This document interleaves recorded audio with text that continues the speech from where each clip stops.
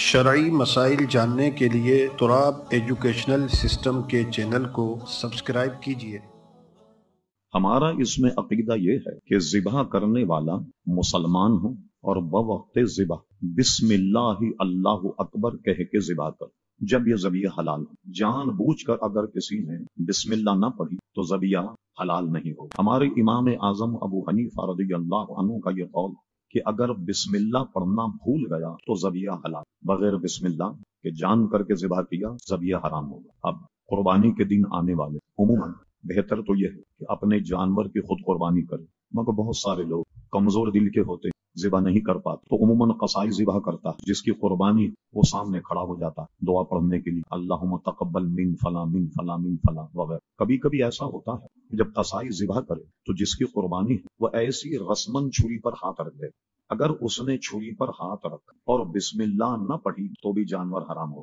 جو جانور کو پکڑنے والے ہیں رسی یا پیر، ان پر تو ضروری نہیں، مگر وہ ذبح کرنے میں شریک ہو گئے اور خالی چھری پر اس نے ہاتھ بھی رکھ دیا کہ چلیے کاغذی کاروائی پوری ہو جائے گی، یہ میری قربانی ہے، میں تو ذبح نہیں کر سکتا، اور اس نے اگر بسم اللہ نہ پڑھی تو وہ جانور بھی حرام ہو گیا اور قربانی بھی ضائع ہو گئی۔ اس لیے ایک بات اب رہا کہ اس کا بچنا کیوں کر ممکن۔ اب آئیے، یہ پاکستان عموماً مشہور یہ ہے عموم بلوا کہ مسلمان ہی ذبح کرتے ہیں، ایک ایک کی تحقیق کرنا ناممکن ہے، تو ہم اس پر فتویٰ نہیں دیں گے کہ جو جانور بازار میں یہ حرام۔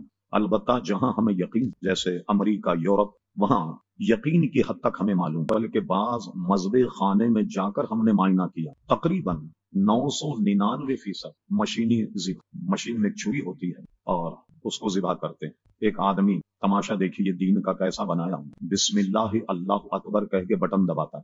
اب جب تک مشین چل رہی وہ بسم اللہ شریف ویلڈ، کہیں کہیں تو ایک ایک کو الگ الگ دبایا جائے، اور ورنہ جب تک مشین چل رہی ہے، جب تک بند نہیں ہو تو ایک ہی بسم اللہ کا اللہ اکبر۔ ابھی بھی اس دور میں آپ چلے جائیں پنجاب، سندھ، سرائی کی دیہاتوں میں، ان بے وقوفوں نے کیا کیا کہ چھری پر لکھ دیا بسم اللہ اللہ اکبر۔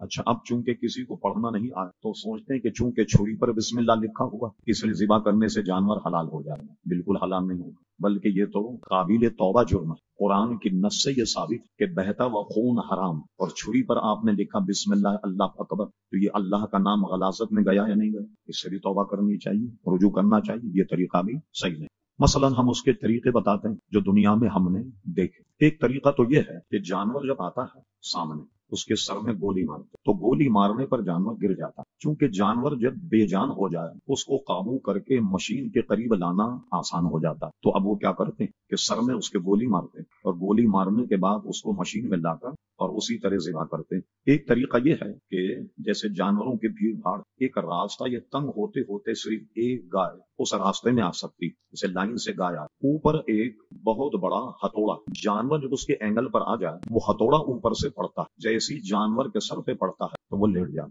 اب اس کو قابو کر کے مشین سے ذبح کرتے۔ تو ہم نے ان سے پوچھا، جب ہم نے دیکھا کہ چھری جب چلی تو جیسے آپ قربانی جانور کو ذبح کرتے آپ نے دیکھا کہ اس طرح پچکاری مار کر خون نکلتا بڑی قوت کے ساتھ، تو ہم نے دیکھا کہ جب چھری چلی تو اس کا خون ایسے گرا جیسے لوٹے میں پانی لے کر آپ ٹونٹی سے اگر نیچے ڈال کیسے گزرا، فوارے کی طریقے سے تو نہیں۔ ہم نے کہا جانور تو مر گئے، وہ جواب یہ دیتے ہیں کہ نہیں، ہم اس کو ہتھوڑی مار کر کے جانور کو بے ہوش کرتے۔ ہم نے کہا گولی کیوں مارتے؟ کہا گولی ہم اس لیے مارتے ہیں کہ جانور کو تکلیف نہ۔ عجیب بیکارہ طریقہ ہونا کہ جانور کو گولی مار کر اور اس کے بعد اس کو ذبح کرتے ہیں کہ جانور کو تکلیف نہ ہو، یہ ان لوگوں کا طریقہ کار ہے۔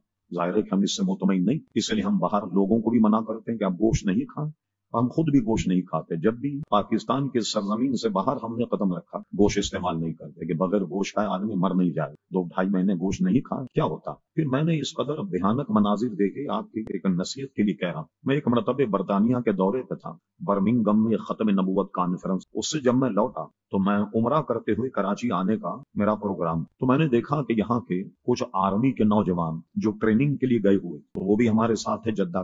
اب برٹش ایئر ویئر وہ گوشت کھا رہے تھے آرام سے، وہ پتہ ہی نہیں بیچارہ، وہ برطانیہ سے جہاز چلا، وہاں کا گوشت، احرام باندھے ہوئے، مجھ سے احرام کے داڑھی دیکھ کر پوچھا کوئی مولانا ہے تو احرام کے مسائل بھی پوچھ رہے ہیں، ساری چیزیں، گوشت وہیں کا کھا رہا ہے۔ اب کیا حل ہوگا؟ پورے حاجیوں کو دیکھی، ایک البیت، ایک سعودی میں جیسے یہاں میک ڈونلڈ इस तरह निकाल दिया उन्होंने। मैंने अपनी आंखों से देखा, हाजी हजरात उसको हलाल समझकर टूट रहे हैं। मैंने खुद देखा उनके यहाँ जो मुर्गियां हैं उस पे थैले पर ब्राजील लिखा हुआ, ब्राजील की मुर्गियां।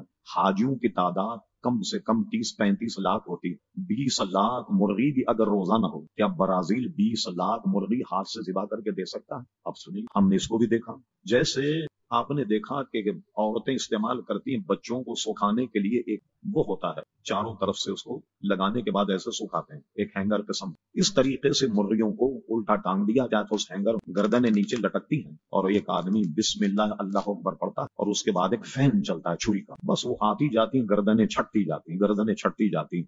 अब किस तरह कहा जाए कि ये हलाल? अब हम ये कहें तो कहते हैं मौलाना आप तो मसाइल पैदा कर, आपने तो इस्लाम को मुश्किल बना दिया।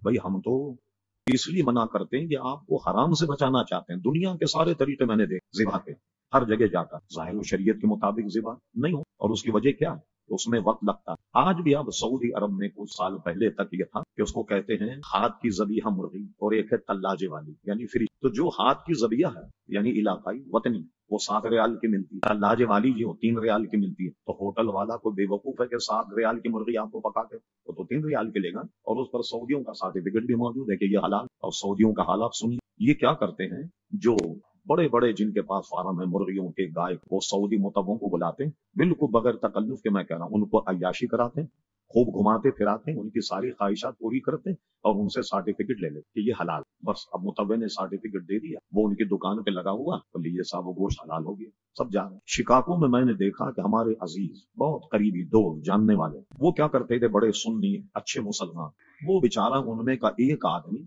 रात में 2 बजे जाता था 200 मील दूर, और वहां से 4-5 बकरे ज़िबा करके प्लास्टिक में लपेट कर डिग्गी में जितने आ जाए उतने रख के लाए, क्योंकि वहां घरों में या गली में ज़िबा करना तो मना और इस तरह लाना भी मना है। तो प्लास्टिक में लपेट कर ताकि खून ना गिरे, कोई पुलिस वाला ना पकड़, लेकर आकर, और जो लोग जानते हैं ये एक मुसलमान अच्छा मुसलमान है, हलाल बेचता है, वो उससे गोश्त ले, ज़ाहिर उसके मुताबिक वो लेता। ये उस गोश्त वाले ने मुझे बताया कि जहां मैं ज़िबा करता हूं इस तरीके से कुछ लोग वहां से ज़िबा करके लाते हैं, उनका सर्टिफिकेट लगाया हुआ, 2 बकरे वहां से ली, 18 बकरे वहां से ली और उसका सर्टिफिकेट लगा हुआ, लोग सीधे बेचारे सब हलाल समझ करके उसको खा। तो इसलिए बाहर के ज़बीहा से तो बचना बहुत जरूरी है। अब यहाँ हम नहीं कहेंगे कि हराम या मुसलमान है, और यहाँ बाज़ाब्ता ज़िबा होता है। अगर किसी को याद हो तो अय्यूब खान के जमाने में गालिबन ये बात होगी 61-62 की, भैंस कॉलोनी में इसका प्लांट लगा था, जैसे बाहर लगे होते। उसने एक अय्यूब खान ने एक डिपार्टमेंट बनाया था मजहबी उमूर। उस वक्त का एक बदतरीन बद मजहब उसका डायरेक्टर था जिसका नाम फजलुर रहमान। उसने एक प्लांट यहाँ मंगवाया और मंगाने के बाद वो वही सिस्टम को यहाँ भी जारी करना चाहते, मशीनी ज़बीहा। मगर उस जमाने में हम लोगों ने कराची में जुलूस और जल्द से और इतनी मज़ाहमत की कि वो प्लांट चल नहीं सका, बल्कि पड़ा पड़ा सड़ गया होगा, और हुकूमत ने गालिबन लोहे के दाम में उसको भेजा होगा। यहाँ वो सिलसिला नहीं चला।